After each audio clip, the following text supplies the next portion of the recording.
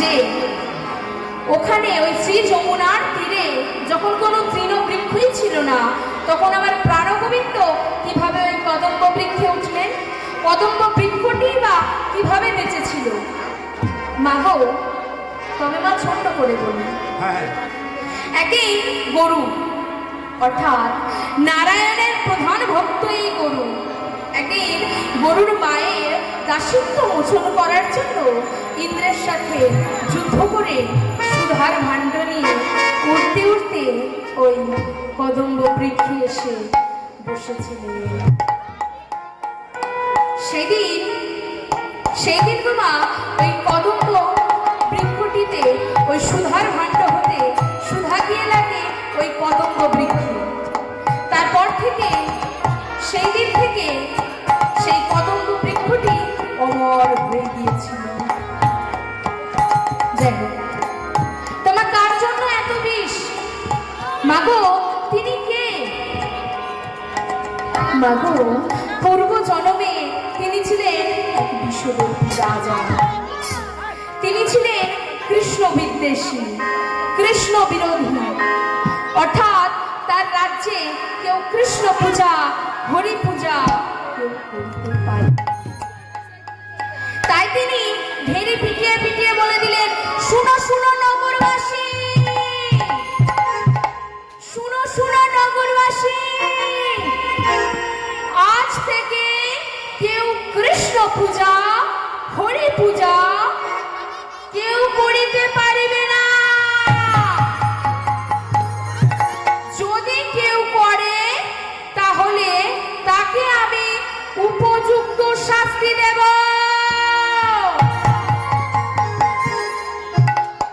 এই বলে মা ঢেরি পিটিয়ে পিটিয়ে বলে দিলেন। কিন্তু একদিন মাতা তাহার ভজন করছিলেন। মাগো, তাহার মাতা ছিলেন একজন কৃষ্ণ পূজারী। কৃষ্ণ তাহার ধ্যান, কৃষ্ণ তাহার জ্ঞান। মা আমার কৃষ্ণ ছাড়া কিছুই বোঝেন না। তাই কিন্তু রাজামশাই তা জানেন না। একদিন মাতা তাহার ভজন কুঠিরে ভজন করছেন। কেমন ভাবে?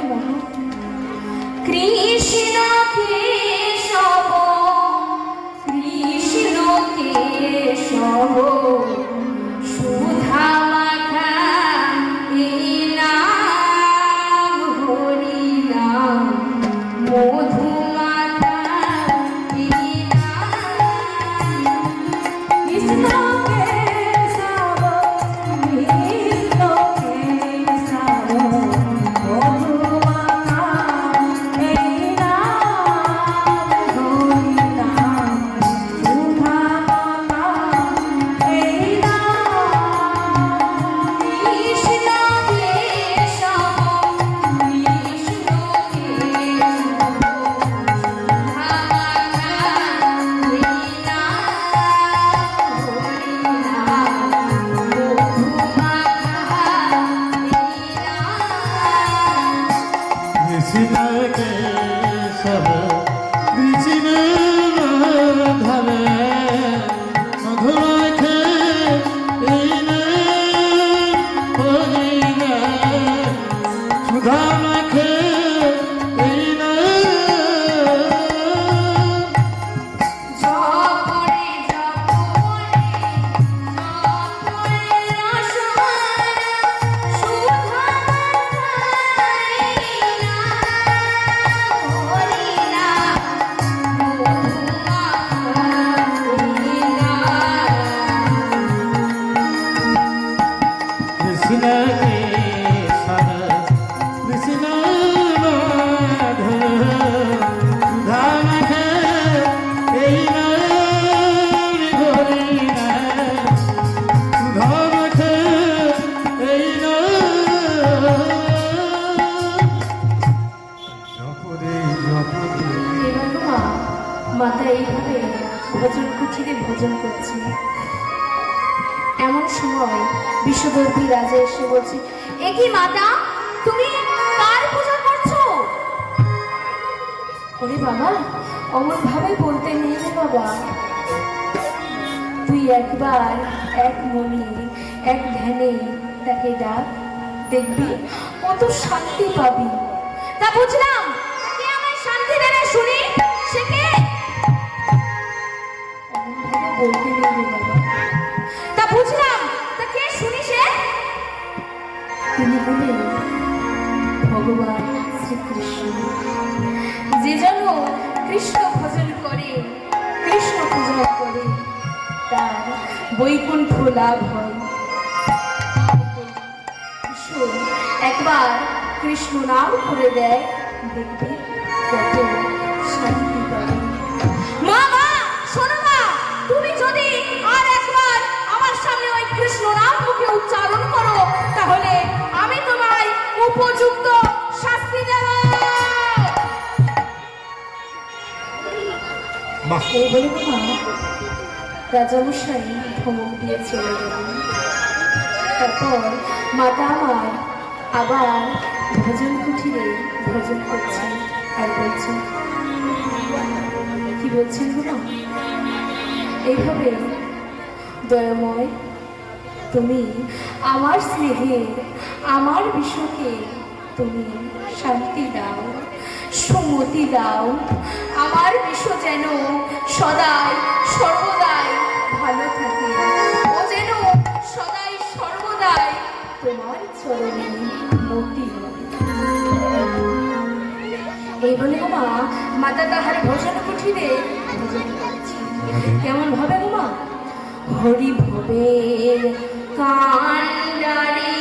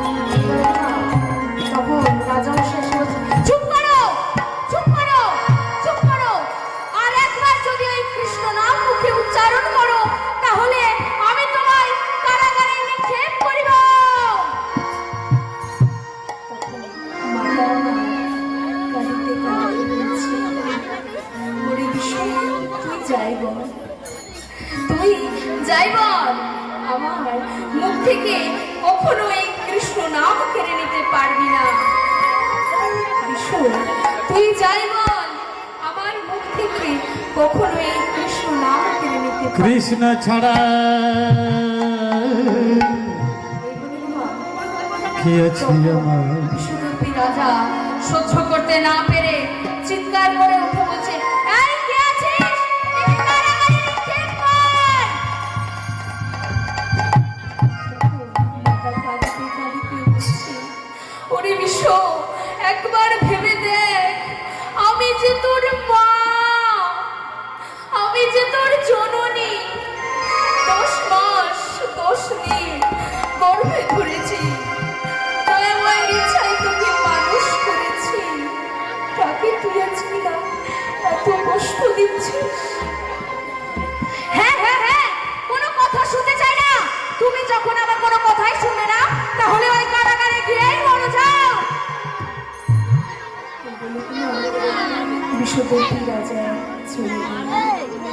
এরপর মাতা আমার কাঁদিতে কাঁদিতে বলছে, হে দয়াময়, হে কৃপাময়, অবশেষে কিনা আমার কারাগারে যেতে হলো। ইস, তবে ক্ষতি নাই, যতদিন এ দেহে প্রাণ আছে ততদিন পর্যন্ত তোমার এই নাম করে যাবে। ক্ষতি নাই, যতক্ষণে দেহে প্রাণ আছে ততক্ষণ পর্যন্ত তোমার নাম করে যাবে।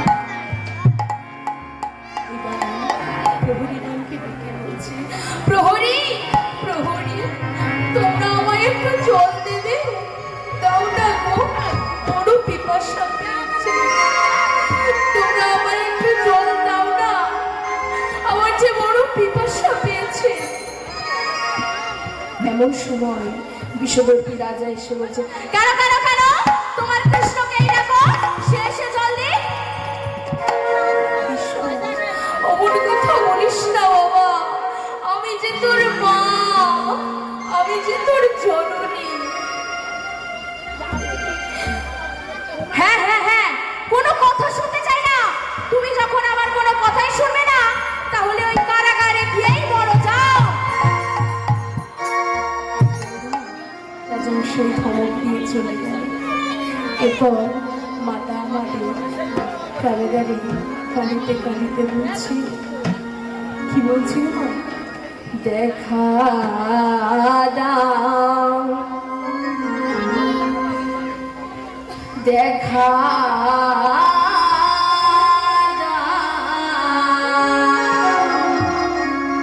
দেখা দেখা দেখা দেখা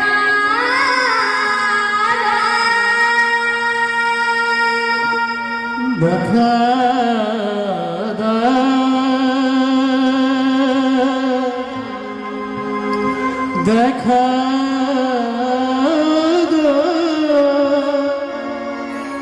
দেখা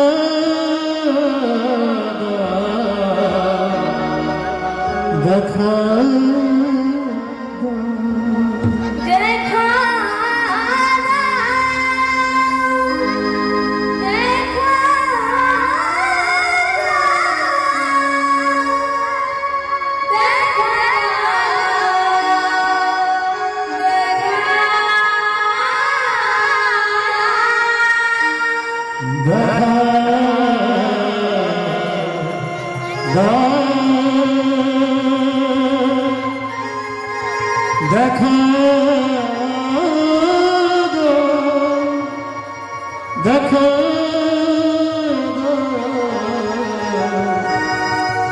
দেখা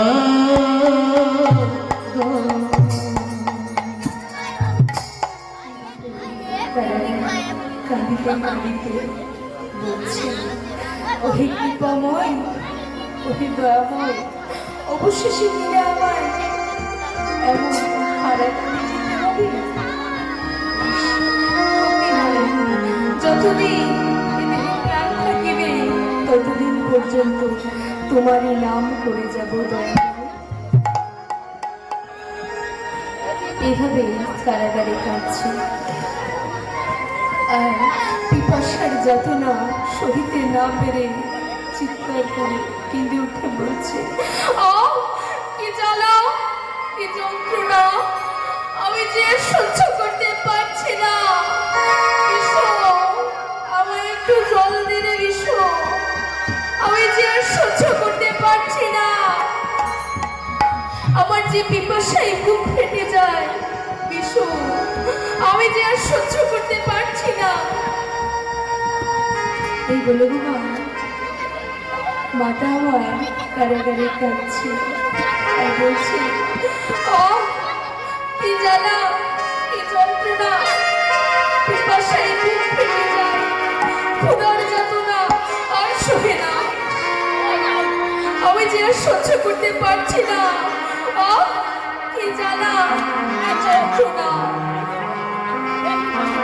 এবং মাতা আমার কারাগারে কাঁদিতে কাঁদিতে বলছে, জল দে রে ওরে বিষ, জল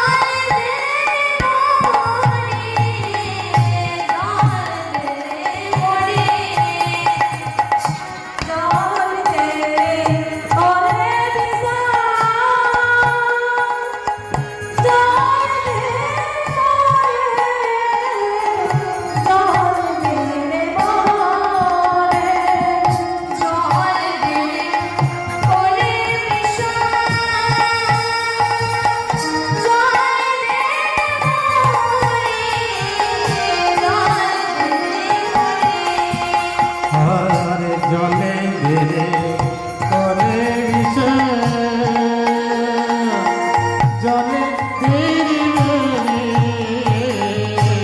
জলে দেবে মারে জননী তোরে যাবে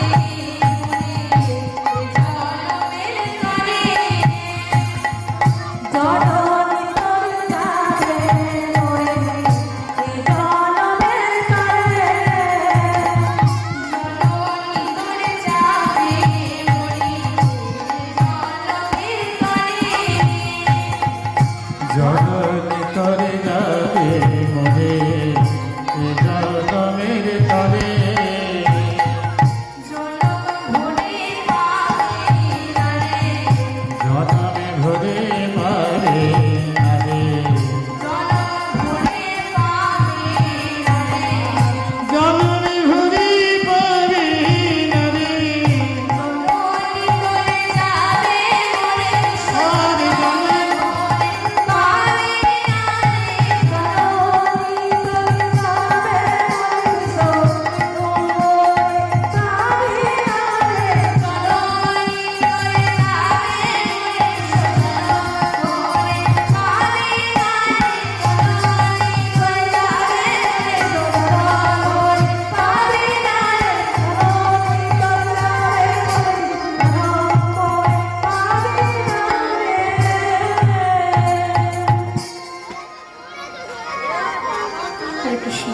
এবারে মাতা আমার কারাগারে কাঁদিতে কাঁদিতে বলছি, হে দয়াময়, হে কৃপাময়, আমি যদি সতী নারী হয়ে থাকি, আমার যদি সে চরণে মতি হয়, আমি যদি তোমার চরণে আমার যদি মতি হয়, তবে ওই যে আমাকে তুই বিনা অপরাধে বিনা দোষে মেরে ফেলে দিচ্ছিস, তাই আমি তোকে অভিশাপ দিচ্ছি।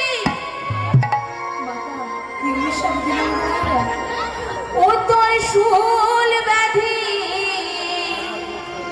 ব্যাধি হবে না,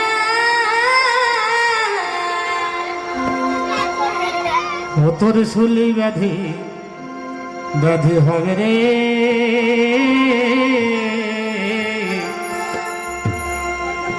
ও তোর শুলি ব্যাধি ব্যাধি হবে রে ও তোর উদরে অন্ন আর রবে না, শুলি ব্যাধি ব্যাধি হবে রে এবার তোমার মাতা আমার কারাগারে কাঁদিতে কাঁদিতে প্রাণ ত্যাগ করে দিল। যাই হোক, এবার একটু ভজন হবে নাকি মায়েরা? ওইটাই তো অনেকক্ষণ অপেক্ষায় আছি তা ওইদিকের বাবাদের কি হবে নাকি ভজন? সবাই একই মত ওইদিকে কি ঘুমে আছে? না না শুধু কান্নাকাটি হচ্ছে বলে এইটাই চিন্তা চলছে তা কিছু বলবেন তো হবে? মাস্টার একটু বলুন তো হবে কি না হ্যাঁ একটু নাচ হবে বলছে জরাধে হরে কৃষ্ণ। জরাধে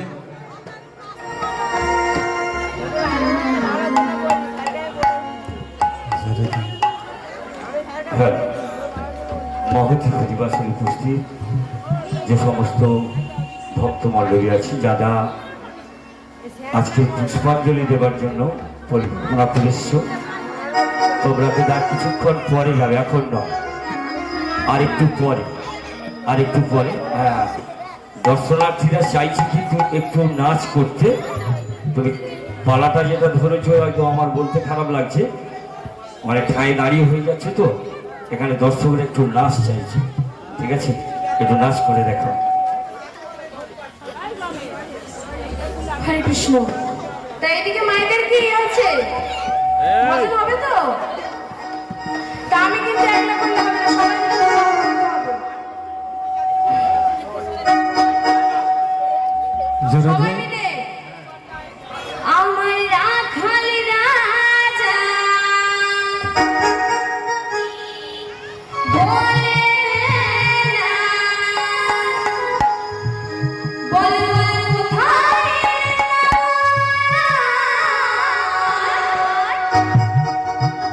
শ্যামলা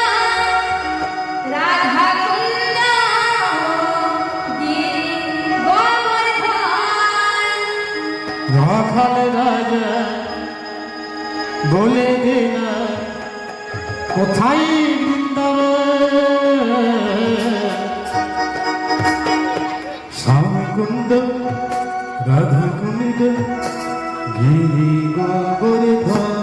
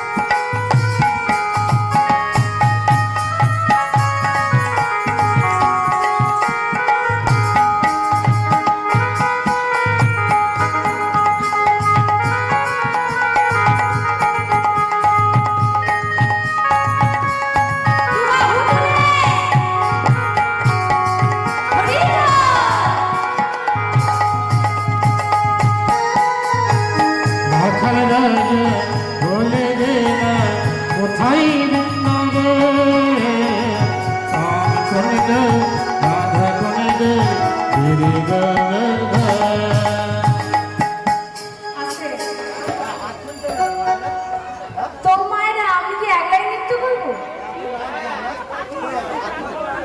তো আপনাদের কেউ উঠবেন না? কোথায়? সবাই মিলে উঠুন দেখি। একবার সবাই একবার দাঁড়িয়ে একটু দাঁড়িয়ে হোক না। দেখি এখানকার মায়েদের কত নাম দেখি। হ্যাঁ দেখি, দরকার হয় ঝগড়া ঝাঁটি সব হয়ে যাবে। উঠুন দেখি। দেখি কই গো মায়েরা জোরাধি দেখি এখানে কারা যেতে দেখি, বাবারা যেতে না মায়েরা যেতে দেখি। কি হবে না বলো? আপনাদেরও তো উঠতে হবে। আচ্ছা কিভাবে তুমি দেখবে? হ্যাঁ জোরাধি তো আমাদের কি এনার্জি থাকবে আপনারা যদি না উঠেন? এনার্জি পরে এনার্জি চলে যাবে।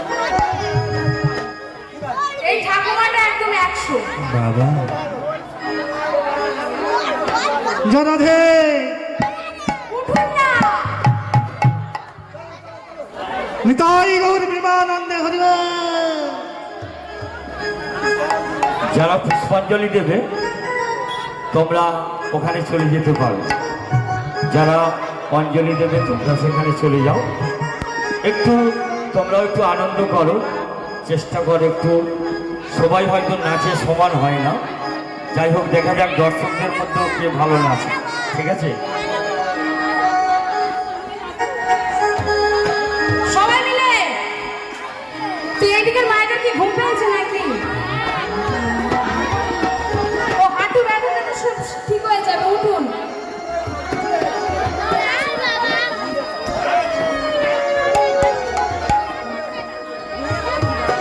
তো ওইদিকে মায়েরা কেউ উঠবেন না? লজ্জা পাচ্ছে না তোমরা? মাগো হরিবাসনের লজ্জা ঘৃণা ভয় তিন থাকতে দাও। এই তিনটে জিনিস হরিবাসনে রাখবেন না, রাখলেই বিপদ। হরে কৃষ্ণ।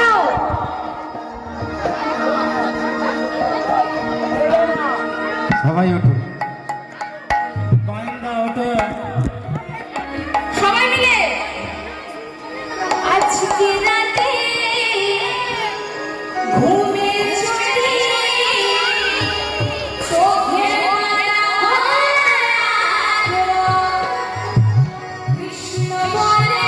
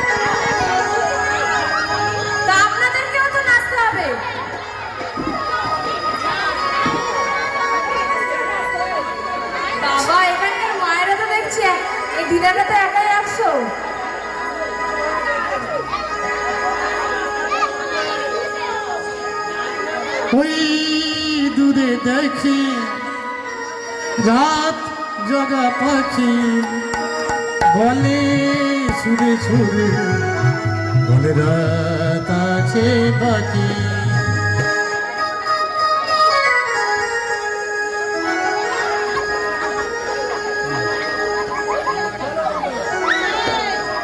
হরে কৃষ্ণ, রাধে রাধে, জয় হোক। হোলি খেলবো না, হোলি খেলবো না,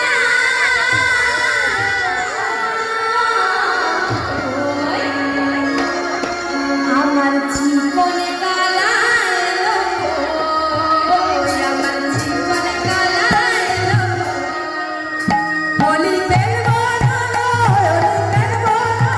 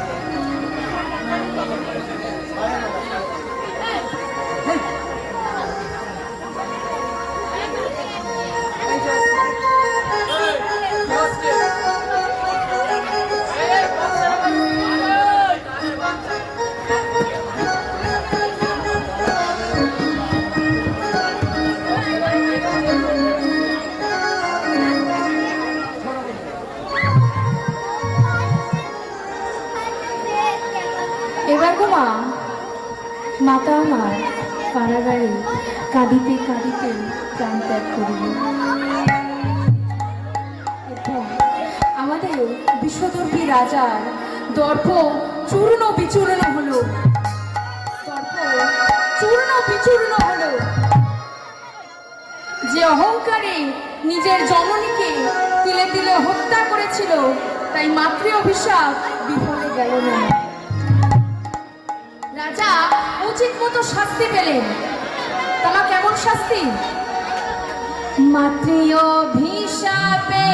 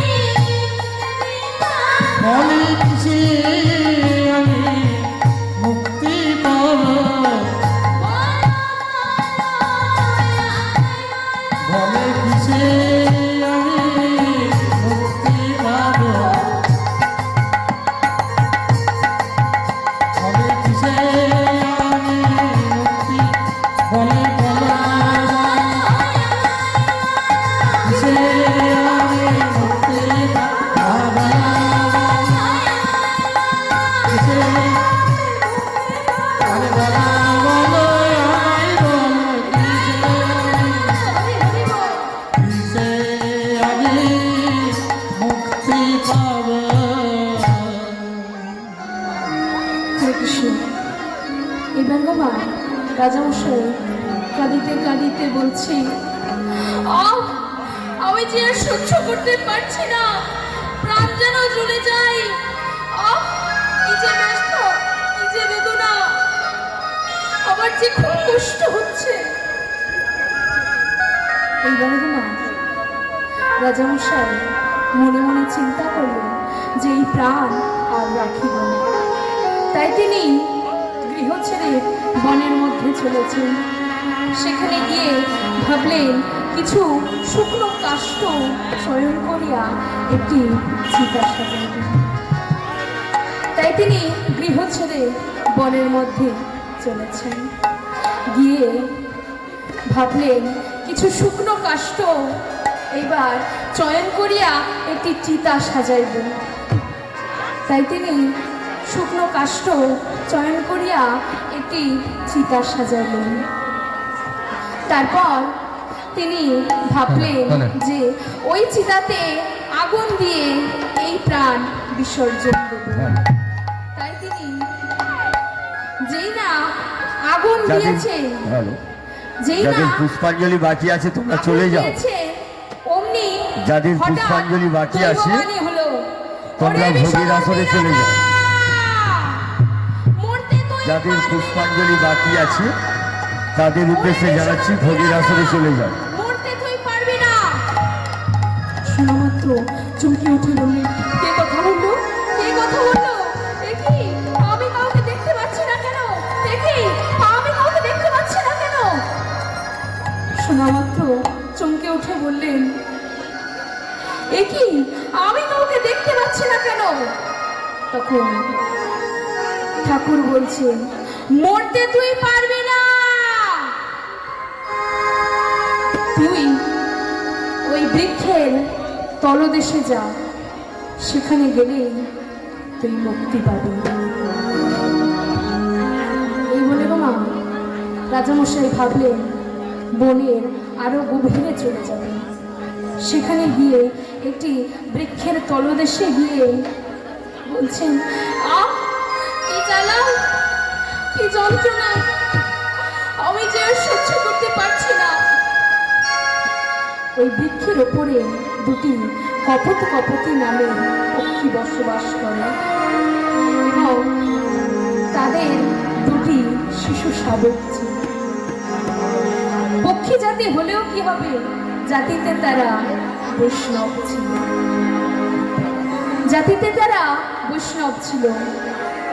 এরপর একদিন কপত কপতিকে বলছে, আচ্ছা কপতি, তোমায় একটি প্রশ্ন করব, তুমি কিন্তু সঠিক উত্তর দেবে, পারবে তো? আগে বলো, পারবে তো?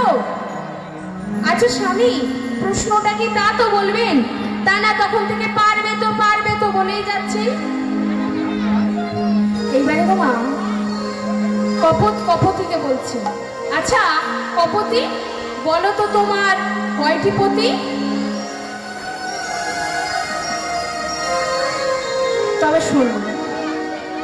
তবে শোনো স্বামী, আমার যে গো দুটি পতি, আমার যে গো দুটি পতি, আমার যে গো দুটি পতি, আমার যে গো দুটি পতি, আমার যে গো দুটি পতি। তখন কপত কপতিকে বলছে, ও কপতি, আমি তো জানি মেয়েদের একটি করে পতি হয়, তাই না? মেয়েদের একটি করে পতি হয় তো?